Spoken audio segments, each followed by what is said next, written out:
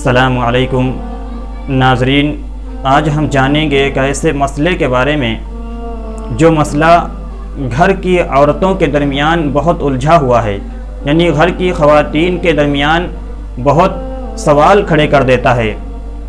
اور وہ مسئلہ کیا ہے؟ وہ مسئلہ ہے کہ کارپیٹ، قالین یا چٹائی یا پھر فرش پر اگر ناپاکی لگ جائے تو اس کو کیسے ہم پاک کریں گے۔ جی ہاں ناظرین، اگر قالین پر یا فرش پر یا چٹائی پر ناپاکی لگ جائے، نجاست لگ جائے تو اس کو پاک کرنے کا کیا طریقہ ہے؟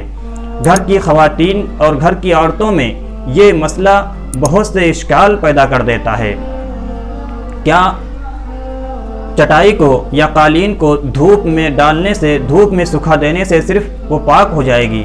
جی ناظرین، ایسا بالکل نہیں کہ وہ صرف دھوپ میں سکھانے سے پاک ہو جائے، بلکہ اس کے پاک کرنے کا صحیح طریقہ یہ ہے کہ اس کو 3 مرتبہ دھویا جائے۔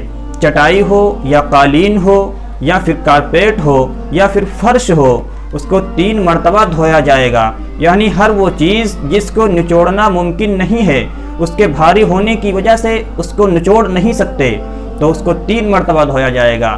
پہلی مرتبہ اس کو دھو کر اتنی دیر تک اس کو چھوڑ دیا جائے، کسی چیز پر ٹانگ دیا جائے کہ اس کے پانی کے قطرات ٹپکنا بند ہو جائیں، پانی کی بوندیں ٹپکنا بند ہو جائیں۔ مکمل سکھانے کی ضرورت نہیں ہے، صرف اتنی دیر تک چھوڑ دیا جائے کہ اس کی بوندیں ٹپکنا بند ہو جائیں، پانی کے قطرات ٹپکنا بند ہو جائیں۔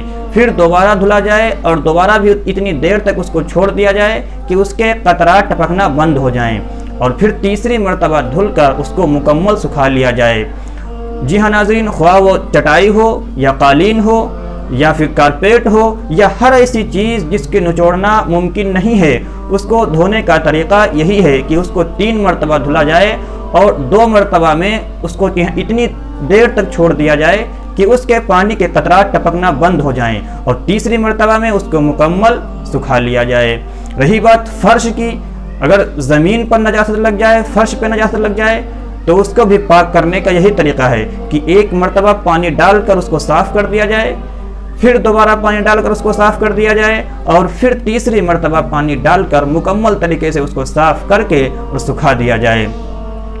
فرش کو پاک کرنے میں وائپر اور اسی طریقے سے صفائی کی مشین جو آتی ہے اس کی بھی مدد لی جا سکتی ہے کہ 1 مرتبہ پانی ڈال کر وائپر لگا دیا جائے، اور پھر دوبارہ پانی ڈال کر وائپر لگا دیا جائے، اور پھر تیسری مرتبہ پانی ڈال کر وائپر لگا کر مکمل طریقے سے اس کو سکھا لیا جائے۔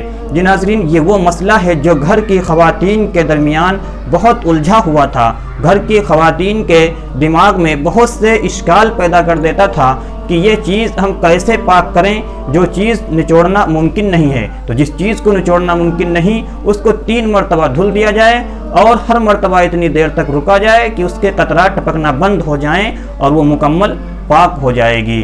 جی ناظرین، ویڈیو پسند آئے ہو تو ویڈیو کو لائک ضرور کریں۔ السلام علیکم ورحمۃ اللہ وبرکاتہ۔